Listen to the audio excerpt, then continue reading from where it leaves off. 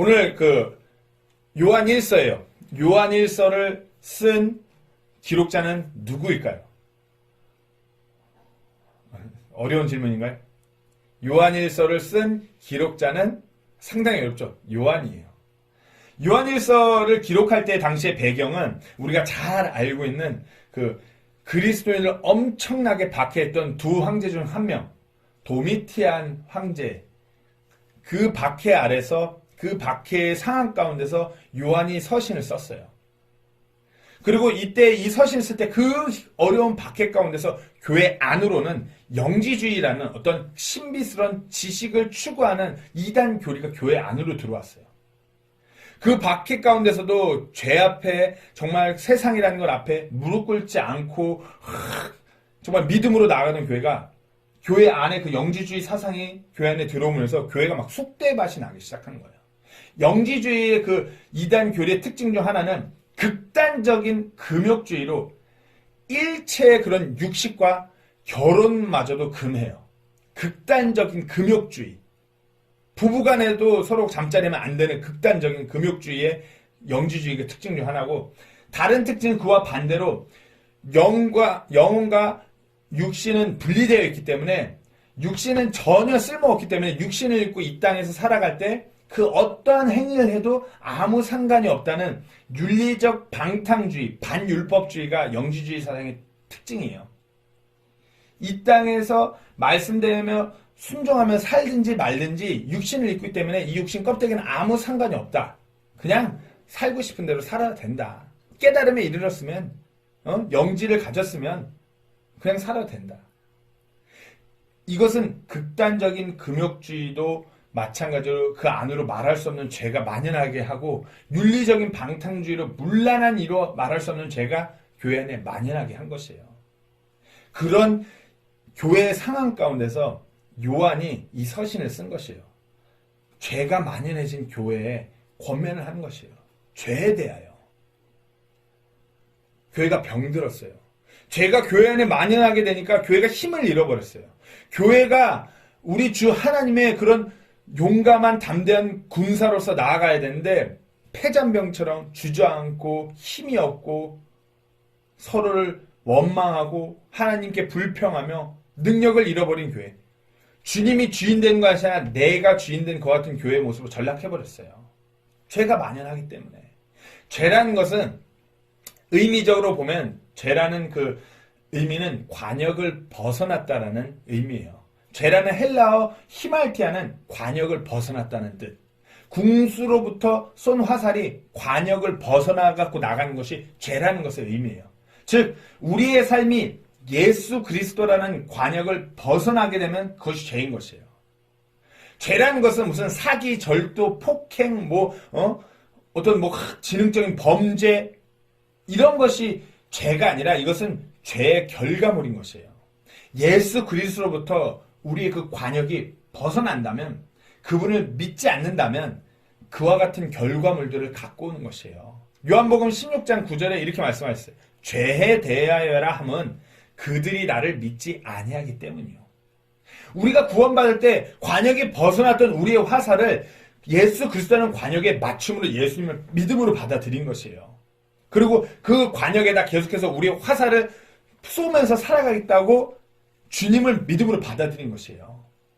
벗어났던 우리의 삶을 회개하고 예수님을 인격적으로 만남으로 인해서 구원받고 의롭다함을 일컬음을, 그렇게 예수님의 그 보혈의 공로를 말미암아 칭의, 하나님으로부터 의롭다는 판결을 받은 우리가 그리스도인이에요. 하지만 그렇다고 해서 그와 같은 그리스도인이 그렇게 구원받고 난 뒤부터 죄로부터 완전히 자유로운 삶을 이 땅에서 살아가게 될까요? 구원받기 전보다 더 죄란 존재 앞에서 엎치락 뒤치락하며 살아가게 된 것이 그리스도인이에요. 예수님을 만나기 이전에는 내가 죄 가운데 있는 것조차도 모르고 그저 그것이 사망인지 영원한 형벌이 나에게 예약되어 있든지 말든지 그냥 무감각하니까 아무 거치장 없는 그런 삶을 살았어요. 그러나 예수 그리스도를 인격적으로 만나고 주님께서 내 삶의 주인이 된 후로부터는 죄를 경멸하게 돼요. 죄를 증오하게 돼요. 때문에 매일 죄하고 씨름하면서 살아가는 삶이 시작된 것이에요. 죄의 본성을 가지고 있는 이 육신 때문에, 이 껍데기 때문에 우리는 매 순간순간 이 죄에 대해 경각심을 가지고 우리 주 하나님을 의지해서 이것을 정복하며 살아가야 되는 것이에요. 그런데 지금 이 상황에서 우리 주변을 둘러보세요. 세상 사람들, 예수를 믿지 않는 사람들을 예로 드는 것이 아니라 오늘 요한이 서신을 쓴 것은 그리스도인들을 향해서 쓴 서신이에요. 똑같이 우리 주변 교회를 돌아보면 어떤가요? 인본주의 사상이라는 것이 교회 안에 들어오면서 진리를 왜곡시키면서 인간들이 원하는 죄와 불법들을 교회 안에서 만연하게 만들었어요. 세상이 어두워져서 그런 것이 아니에요. 세상은 늘 어두웠어요. 단지 교회가 빛을 잃어가는 것이에요. 빛 대신 우리 주 예수 그리스도로 꽉 차 있어야 되는 그 교회 안에 죄가 들어오면서 교회가 어두워져 가요. 교회가 빛을 잃어가요. 2021년 한 해를 우리나라 교회를 돌아보면 얼마나 안타까운 일들이 많이 있었나요? 화목한 가정에서 자라나야 되는 어린아이가 독실한 기독교 신자라는 양부모 가정에서 끔찍하게 학대를 당하다 죽어갔어요. 교회 안에서 일어난 이야기예요. 이웃을 섬겨야 하는 교회는 교회 문을 더 닫고 주변을 섬기며 주변을 세우고 주변으로부터 좋은 평판을 얻는 것이 교회가 아니라 폭력적으로 행동을 일삼고 지역사회를 불안에 떨게 하는 게 교회였어요. 그러면서 교회가 변해야 한다면서 교회가 패러다임을 바꿔야 된다면서 하나님께서 경멸하는 죄들은 버젓이 교회 안으로 들고 들어왔어요. 문란한 정말 문란한 그 윤리적인 죄들을 동성애들을 갖고 들어왔어요. 교회 안으로. 또한 교회 안에서 선포돼야 되는 죄에 대한 찔림의 메시지는 이제 더 이상 들리지 않는 이 코로나 상황이 어려운데 무슨 죄 얘기냐. 도덕적인 삶, 안정된 삶, 형통하는 삶 그런 삶을 추구하는 교회로 변질됐어요. 어찌 보면 지금 사도 요한이 보낸 이 서신, 죄가 만연한 그 교회를 향한 그 권면, 그것이 지금 우리에게 너무나 필요한 권면이기도 한 것이에요. 죄에 대해서 무감각하고 무지한 우리에게 너무나 필요한 권면이 바로 이 권면이에요. 죄에 대해서 깨어 있어야 되기 때문에, 죄가 만연하기 때문에, 참 이게 죄에 대해서 뭐 이렇게 하면은 뭐 얘기하자면 그래요. 저도 똑같은 죄인이기 때문에 부담이 있어요. 오늘 이 사도 요한의 죄에 대한 이 권면이 정말 우리를 향한 권면이요. 우리가 이 앞에서 깨지고 우리 자신을 부복해서 그렇게 나아가야 되는 줄 믿습니다. 첫 번째로 죄에 대한 그 권면은 죄에 대한 착각을 버려야 되는 것이에요. 죄에 대한 착각을 버려야 돼요. 8절 말씀에 만일 우리가 우리에게 죄가 없다고 말하면 우리가 우리 자신을 속이면 진리가 우리 안에 있지 아니하여. 우리가 우리에게 죄가 없다고 말하면 사람들이 착각하고 있는 것이에요. 우리가 스스로가 그리스도인들끼리 우리는 죄가 없어. 자신을 속이는 것이고요. 진리가 그 안에 있지 않은 것이에요. 우리는 모두가 죄인이에요. 우리 모두가 죄인이고 우리가 이 땅에서 살아가는 동안 죄랑 끊어낼 수 없이 이 죄의 본성을 띤 이 육신을 잃고 살아가기 때문에 칭의된 삶이라고 하여도 죄로부터 완벽한 분리된 현재 상태가 아닌 것이에요. 우리는 예수님을 만나는 그 순간까지 죄를 지을 수밖에 없는 죄인들이에요. 영지주의자들, 아까 말씀드린 교회의 그 잘못된 그 이단 사상이 들어오면서 극단적인 금욕주의, 윤리적인 방탕주의, 이 두 공통점들은 뭐냐면 자신들의 영은 선하다라는 것이에요. 자신들의 영은 선하기 때문에 죄가 없다라고 말하는 자들이에요. 극단적인 금욕주의를 하기 때문에 죄가 없다는 부류, 육신과 영이 분리되었기 때문에 거룩한 자신에게는 육신이 아무리 그런다고 해도 죄가 없다라는 철저하게 잘못된 교리, 죄에 대해서 착각하게 만드는 것이에요. 우리는 우리에게 죄가 없어 이렇게 말하는 족속이 바로 이 영지주의자들이에요. 구원받은 자는 죄로부터 완벽히 자유롭다? 아니요. 육신이 있기 때문에 그렇지 않아요. 고로 순간순간이 죄인 것이에요. 순간순간이 죄가 있을 수밖에 없는 것이에요. 근본적인 죄가 모두에게 있으며 구원받으면 그 죄가 없어지는 것이 아니에요. 로마서 7장 24절 25절 말씀에 바울이 이렇게 고백합니다. 오 나는 비참한 사람이로다. 이 사망의 몸에서 누가 나를 구출하랴. 자기 자신이 너무 비참한 거예요. 아무리 주를 위해서 살고 내가 그렇게 하나님의 영광을 위해서 내 자신을 들여 살아가는데도 불구하고 이 껍데기 안에 죄가 만연한 것이에요. 25절에 예수 그리스도 우리 주를 통해 내가 하나님께 감사하노라. 그런즉 이처럼 나 자신이 생각으로는 하나님의 법을 섬기지만 육신으로는 죄의 법을 섬기노라. 그러니까 너무 비참한 거예요. 내가 하나님의 은혜를 통해서 구원받고 정말 하나님의 법을 섬기며 살지만 이 육신이 죄의 법을 섬기니까 비참한 거예요. 그럼에도 불구하고 예수님께서 하나님의 법을 따라 살아가게끔 하니까 감사한 거예요. 하지만 현재 상태는 비참한 거예요.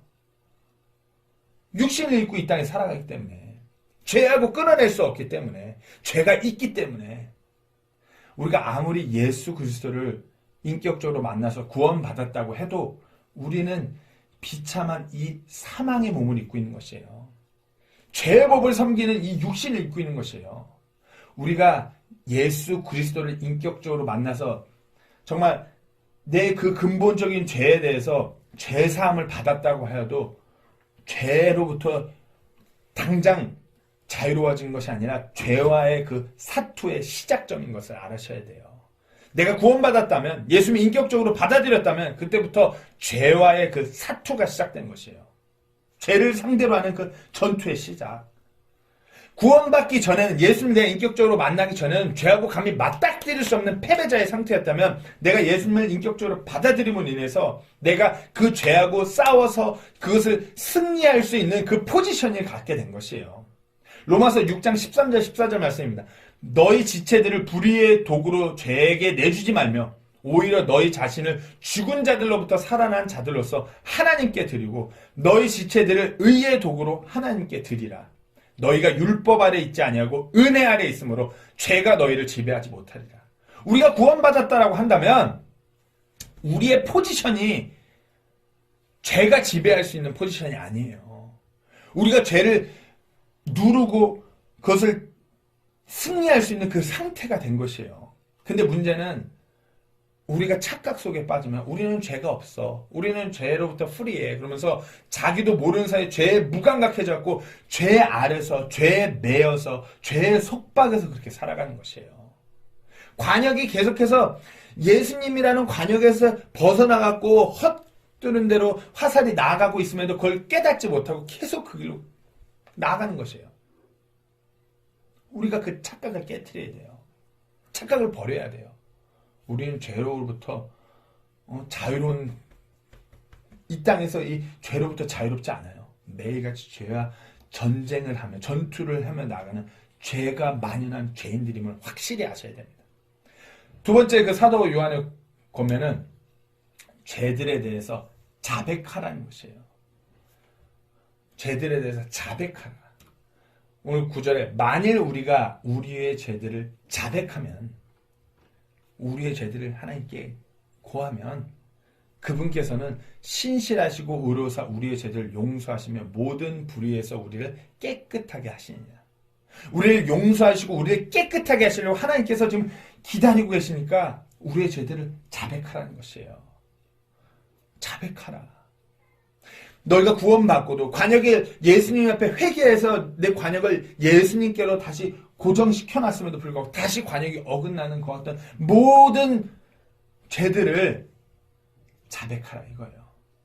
자백해야 용서받고 우리가 깨끗해질 수 있다. 하지만 문제는 이거예요.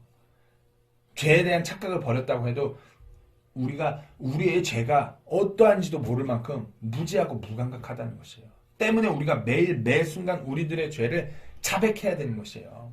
고든 스파이크만 목사님은 이렇게 말했어요.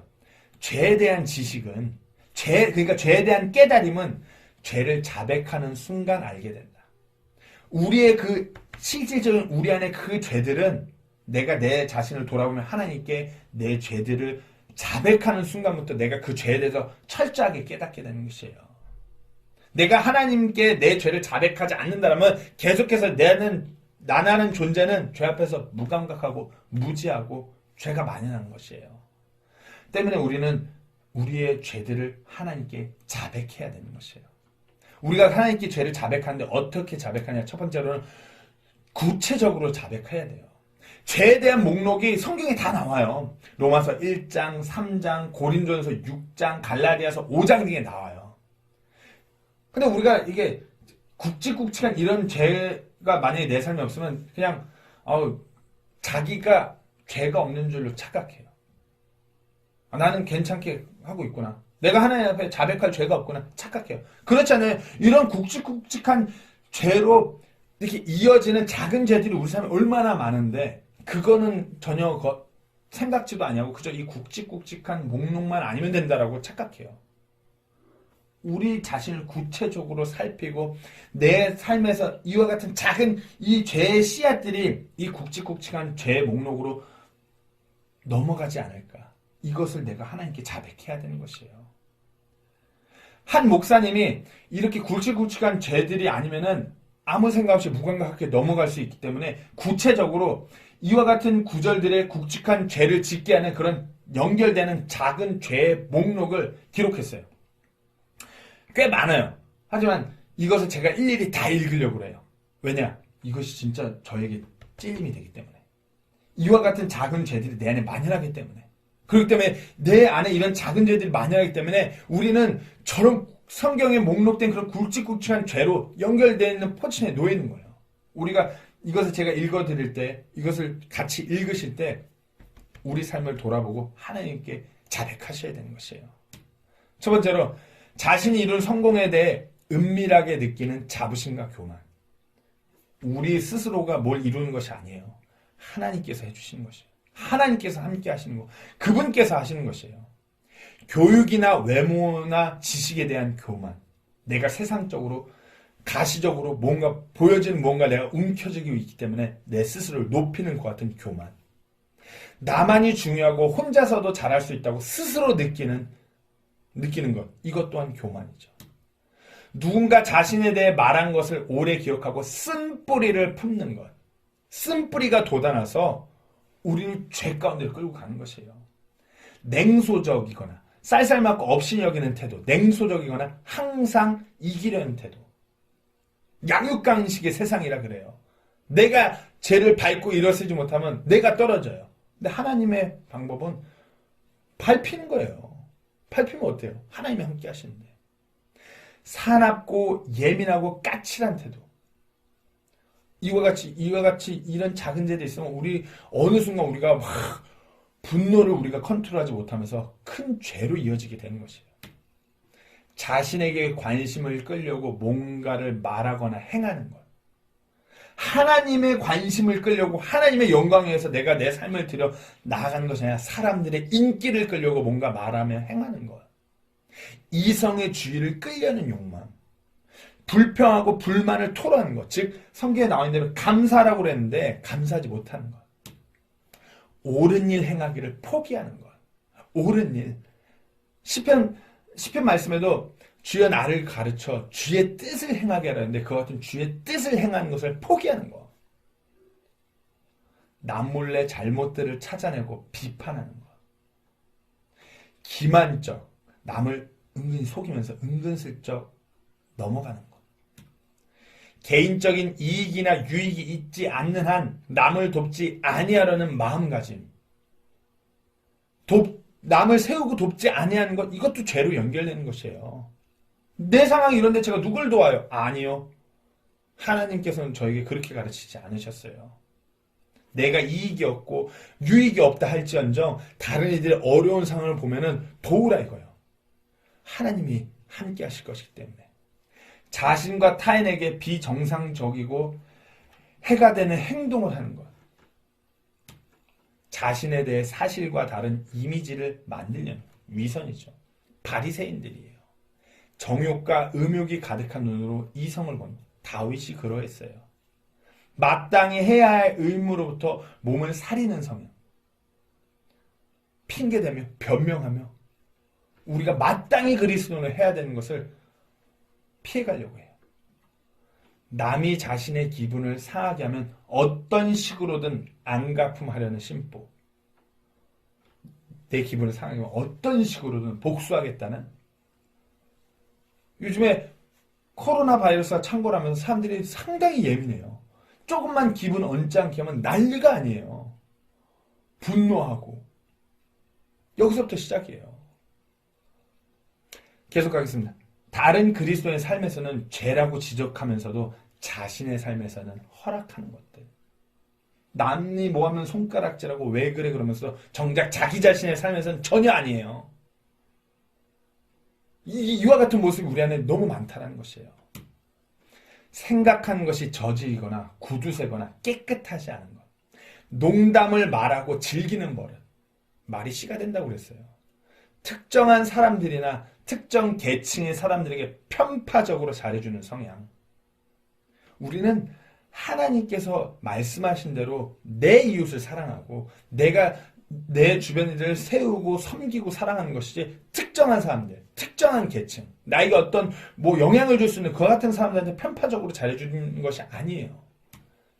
일이 저렇게 되지 않고 저렇게 되었다면 어땠을까 공상하는 것. 이렇게 됐으면 차라리 나았을 텐데. 내가 이랬으면 차라리 나았을 텐데. 지나간 일에 대해서 후회하는 것? 아니에요. 하나님께서는 모든 일을, 안 좋은 내 상황, 힘든 나의 아픔, 고통까지 모든 것을 협력해서 선을 이루시는 하나님이기 때문에 이거 아니에요. 하나님께서 자신의 삶에서 주신 몫에 대해, 그 포지션에 대해서 감사할 줄 모르는 마음. 지속적으로 실패할까봐 두려워하거나 실패한 사람에 대해서 긍휼함이 없는 태도를 가지는 것. 가식적이거나 과장된 겸손을 보이는 것. 자신이 죄를 짓거나 책임을 다하지 못한 것에 대해서 무관심한 태도를 보이는 것. 사람들이 자신을 얼마나 알아줄까, 칭찬해줄까 생각하는 것. 사람들을 의식하는 것. 진리를 몸서리치는 것. 자신이 더 잘할 수도 있다 싶은 일을 다른 사람이 하고 있으면 인정하지 않고 기분 나빠하는 옹졸함. 어떤가요? 이 많은 리스트들이 찔림이 되시나요? 우리가 이와 같은 작은 우리 삶에 긴가민가하는 이런 죄들이 만연해요. 언제든지 저 굵직한 죄 목록으로 넘어갈 수 있는 죄들이 우리 안에 만연해요. 근데 성경에 요가 없으니까 됐어. 거기로 연결되는 그 죄도 다 죄예요. 우리 안에 죄가 가득한 죄인들이기 때문에 우리 삶을 늘 돌아보시면서 하나님께 구체적으로 자백하셔야 돼요. 하나님, 제가 오늘도 이렇게 교만했어요. 하나님, 제가 오늘도 하나님께서 말씀하신 그 말씀대로 섬기지 못했고요. 진리를 수호하지 못했고요. 복음을 전하지 못했고요. 내 자신을 더욱더 헌신했어야 됨에도 불구하고 그러지 못했고요. 몸을 살렸어요. 내가 지금 상황이 어려워서 그랬어요.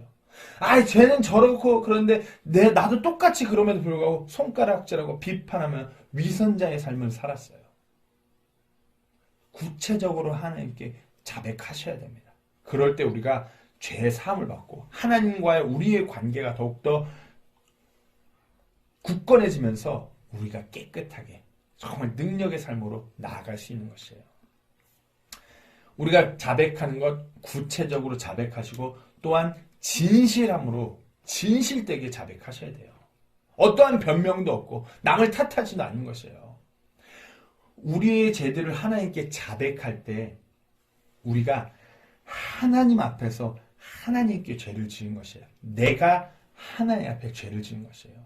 변명도 없고 누구 탓할 것도 없는 것이에요. 그러니까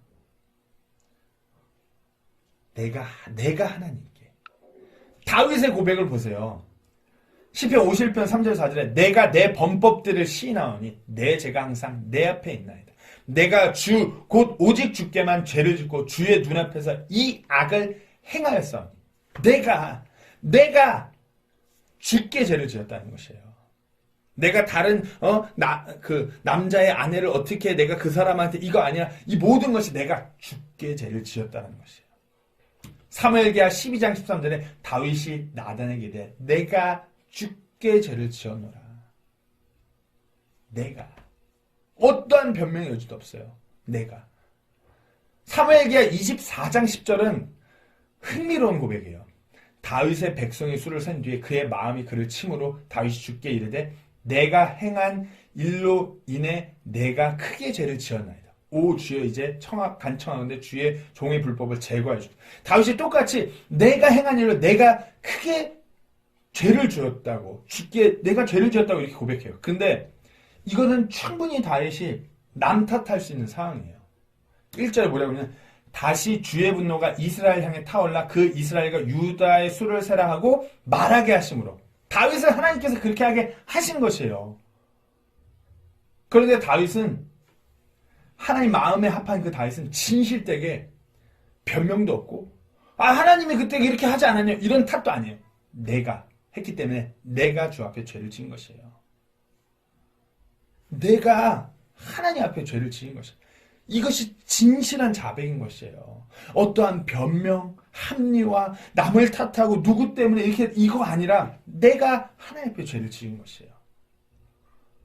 혹시 나는 예수님 믿으니까 나는 이 어려운 상황에도 이렇게 예배 모임도 하고 하니까 죄 좀 지어도 된다고 착각하고 있는 거 아닌가요?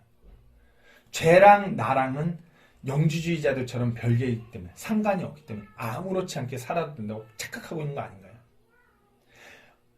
한번 생각해보세요. 언제 내가 매일 내 삶을 들여다보면서 내 죄를 구체적으로 이렇게 하나님 앞에 자백하셨나요? 얼마나 진실되게 하나님 앞에서 내가 하나님 앞에 죄를 지었습니다. 이렇게 자백하셨나요? 말씀을 마치겠습니다. 교회를 향한 이 죄에 대한 권면이 지금 우리에게 절실해요. 너무나 죄가 아무렇지도 않게 만연한 우리 그리스도인의 삶에 교회에 이 권면이 만연해요. 이 권면이 필요해요. 우리가 주 하나님 앞에 죄가 만연한 죄인임을 자백하셔야 됩니다.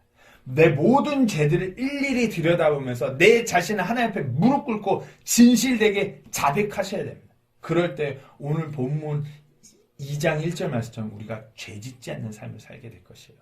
우리가 빛 가운데서 걸어가는 우리 모두가 될 것입니다. 죄로부터의 싸움은 우리가 이미 시작되었습니다. 계속해서 패배하고 있는 것이 아니라 죄를 상대하기 위해서 이제 일어날 때인 것이에요. 우리가 죄에 대해서 확실하게 깨닫고 그 죄라는 것이 우리 안에 만연하고 있는 것을 알므로 인해서 구체적으로 내 그 모든 죄들을 자백함으로 진실되게 내가 하나님 앞에 죄를 지었음을 이렇게 자백하는 그로 인해서 진정으로 죄를 이기고 하나님께로 한 걸음 더 다가서는 우리 모두가 되기를 간절히 소망합니다. 기도하고 마치도록 하겠습니다.